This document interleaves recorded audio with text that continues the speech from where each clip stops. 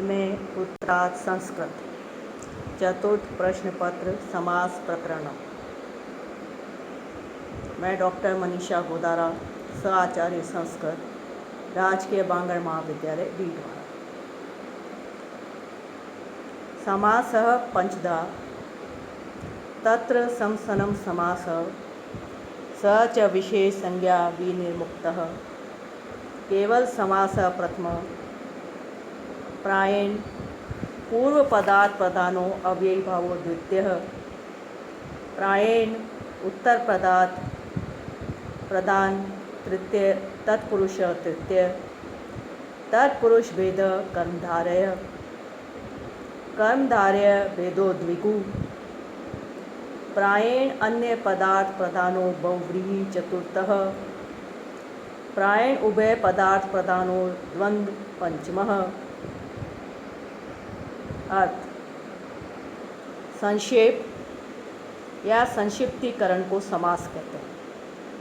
समास 5 प्रकार का होता है। प्रथम, जिस समास की कोई विशेष संज्ञा नहीं की जाती वह केवल समास होता है। द्वितीय, जिस समास में पूर्व पद का अर्थ प्राय प्रधान होता है उसे अव्ययी भाव समास कहते हैं। तृतीय, जिस समास में उत्तर पद का अर्थ प्राय प्रधान होता है उसे तत्पुरुष समास कहते हैं। तत्पुरुष समास का एक भेद कर्मधारय समास होता है और उस कर्मधारय का भी एक भेद द्विगु समास होता है। चतुर्थ, जिस समास में समस्यमान पदों के अतिरिक्त किसी अन्य पद का अर्थ प्राय प्रधान रहता है उसे बहुव्रीहि समास कहते हैं। पंचम, जिस समास में दोनों पदों का अर्थ प्राय प्रधान होता है उसे द्वंद्व समास कहते हैं।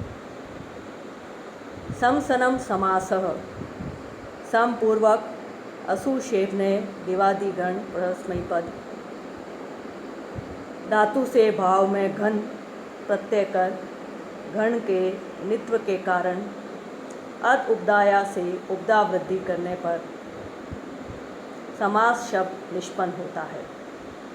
संक्षेप, संक्षिप्तीकरण या मिलाने को समास कहते हैं।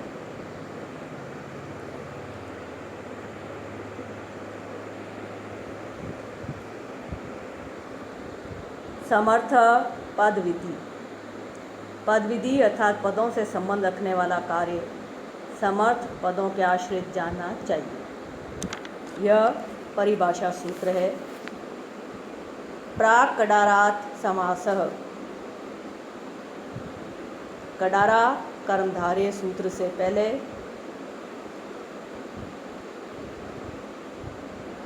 समास का अधिकार किया जाता है।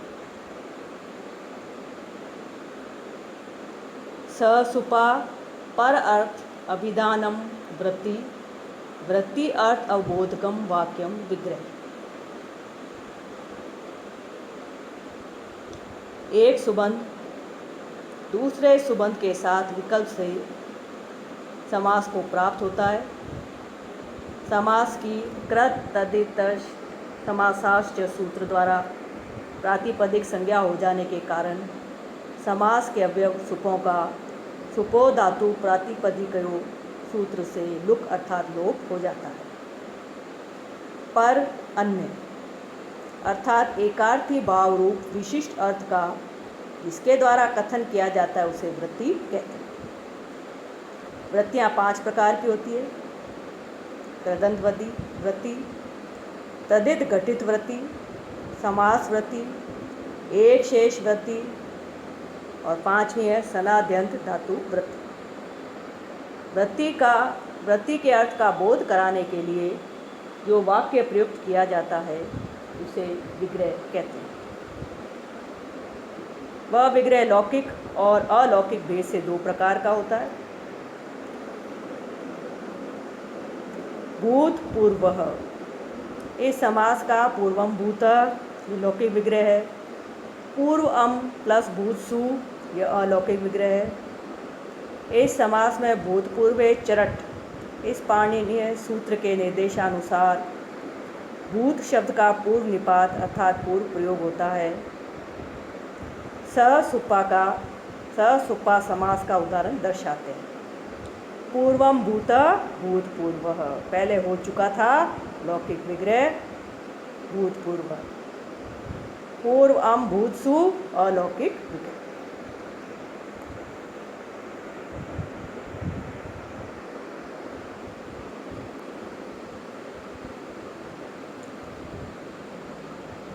पूर्वम भूतसु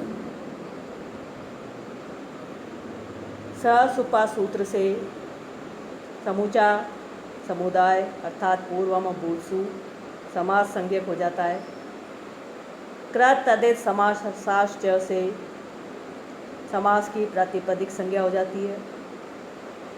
सुपो धातु प्रातिपदिकयो सूत्र से प्रातिपदिक के अवयव अम और सु प्रत्ययों का लुक हो जाता है और पूर्व भूत बनता है। प्रथमा निर्दिष्टम समास उपसर्जनम सूत्र से समास विधायक सूत्र में जो पद प्रथमा विभक्ति से निर्दिष्ट होता है उसकी उपसर्जन संज्ञा कर उसे पूर्व में प्रयुक्त करते हैं। सूत्र में प्रथमा निर्देश सुप है, परंतु अलौकिक विग्रह में दोनों सुप हैं। किसका पूर्व निपात किया जाए? भूतपूर्व चरठ। इस सूत्र में इन दोनों के समास में भूत शब्द का आचार्य ने पूर्व निपात किया और भूत शब्द का पूर्व निपात करने पर भूतपूर्व बना। एक देश विकृतम अनन्यवत। इस परिभाषा के अनुसार भूतपूर्व की प्रातिपदिक संज्ञा अशून्य रहने से सु की उत्पत्ति होती है। प्रथमा एक वचन की विवक्षा में सु प्रत्यय आता है। भूतपूर्व सु। सजुष रू से पदांत सकार को रू आदेश हो जाता है। रू के उकार की उपदेश अज्ञुनासिक से संज्ञा हो जाती है और तस्य लोप से उसका लोप हो जाता है। र शेष रहता है।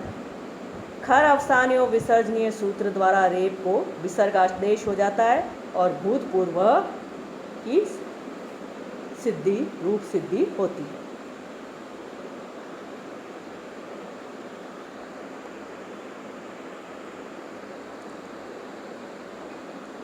अगला सूत्र है इवेन समासो विभक्ति अलोपश्च।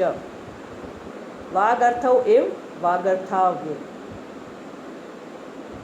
सुबंत शब्द का इव समास के साथ समास होता है, परंतु वह समास अवयव विभक्ति का लोप नहीं होता।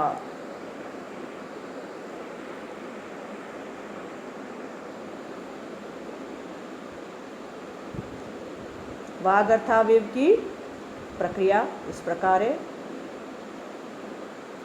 लौकिक विग्रह वागर्थौ इव वागर्थाव्यय, वाणी और अर्थ।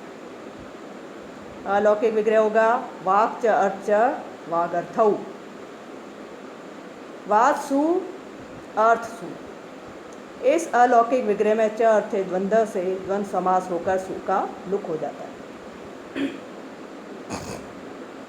चोकू सूत्र द्वारा चकार को ककार, पुनः जलाम जशोअंते सूत्र से जशत्वेन ककार को गकार कर विभक्ति लाने से वागर्थौ बन जाता है।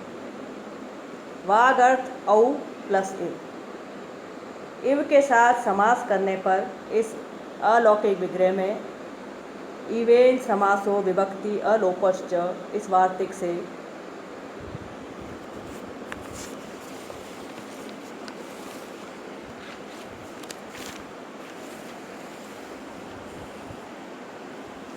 समास होता है। सुपो धातु प्रातिपदिकों द्वारा सुप औ प्रत्यय का लुक प्राप्त होता है, परंतु प्रकृत वार्तिक से विभक्ति अलोपश्च कथन के कारण उसका निषेध हो जाता है। वागर्थौ इव। नादी ची से पूर्व सर्वर्ण दीर्घ का निषेध होकर वृद्धि रेची सूत्र द्वारा वृद्धि आदेश होता है और बनता है वागर्थाव्यय। एचो अयवा याव से ओकार को आवादेश करने पर वागर्थाव्यय बनता है। वागर्थाव्यय सु। कृत तदेश समासाश से समास की प्रातिपदिक संज्ञा होकर सु आदि प्रत्यय की उत्पत्ति होती है। प्रथमा विभक्ति में सूत्र सु प्रत्यय आता है। अवैधाप सुप से सु का लुक लोप हो जाता है। इस प्रकार वागर्थाव्यय विव प्रयोग सिद्ध होता है।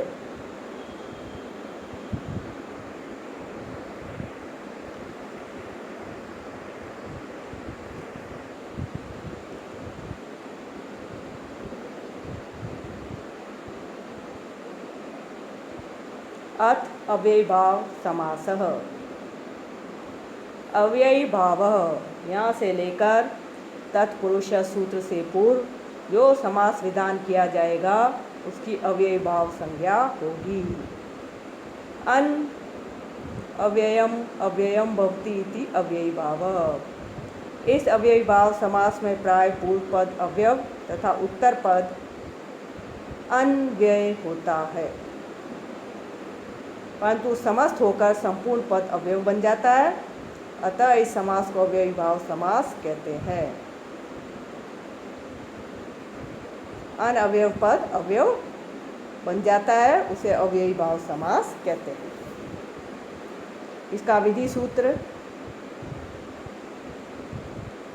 अव्ययम विभक्ति समीप समृद्धि व्यवृद्धि अर्थाभाव अत्यय असंप्रति शब्द प्रादुर्भाव पश्चात यथा अनुपूर्व्य योगपद्य सादृश्य संपत्ति साकल्यान वचनेषु।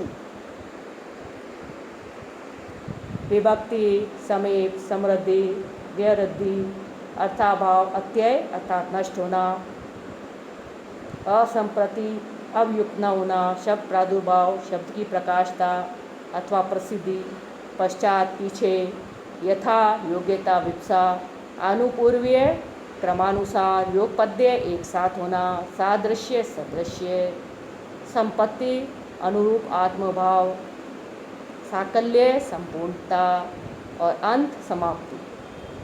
इन 16 अर्थों में से किसी भी अर्थ में वर्तमान जो अवयव सुबंध व समर्थ सुबंध के साथ नित्य समास को प्राप्त होता है और वह समास अव्ययीभाव संज्ञक होता है।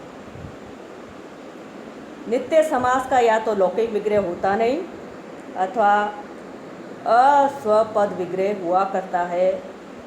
विभक्ति अर्थ में उदाहरण है हरि घी अति, अलौकिक विग्रह। और लौकिक विग्रह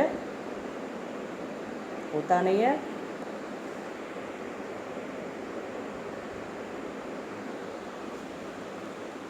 अगला सूत्र है प्रथमा निर्दिष्टम समास उपसर्जनम। समास विधायक सूत्र में प्रथमा विभक्ति द्वारा निर्देश जो पद तद्बोध्य उपसर्जन संज्ञक हो। उपसर्जनम पूर्वम, समास में उपसर्जन पहले प्रयुक्त करना चाहिए। अदि हरि की प्रक्रिया इस प्रकार है। हरि घी अदि अलौकिक विग्रह। हरि घी अदि अव्ययम विभक्ति समीप समृद्धि, इस सूत्र द्वारा अव्ययीभाव समास किया जाता है। अधि अवयव की प्रथमा निर्दिष्टम समास उपसर्जनम से उपसर्जन संज्ञा, उपसर्जनम पूर्वम से उपसर्जन का पूर्व निपात और बनता है अधि प्लस हरि घी। कृत तदित समास से संपूर्ण समास समुदाय की प्रातिपदिक संज्ञा होती है। सुपो धातु प्रातिपदिकयों द्वारा प्रातिपदिक के अवयव सुप घी का लोप हो जाता है। एक देश विकृतम अनन्यवत के अनुसार इसकी प्रातिपदिक संज्ञा अवशून्य रहती है। यहाँ प्रातिपदिकात के अधिकार में इससे परे सुआदि प्रत्ययों की उत्पत्ति और बनता है अधि हरि सु। प्रथमा एक वचन की विवक्षा में सु प्रत्यय करते हैं। अव्ययीभावश्च सूत्र द्वारा अव्ययीभाव संज्ञा होने के कारण इससे परे सु प्रत्यय का अवयदाप सुप से लुक हो जाता है तथा अधि हरि प्रयोग सिद्ध हो जाता है।